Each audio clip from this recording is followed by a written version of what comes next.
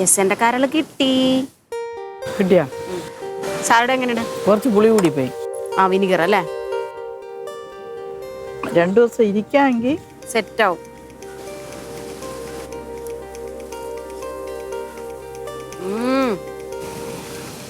എന്റെ മോളെ മാളൊന്ന് കലക്കും. പരീക്ഷയും കഴിഞ്ഞ് വന്നൊരു തട്ട്. അവൾക്ക് അല്ലെങ്കിലേ എന്റെ മീൻകറി ഇഷ്ടം. ഇത് വേറെ ടേസ്റ്റ്, അടിപൊളി.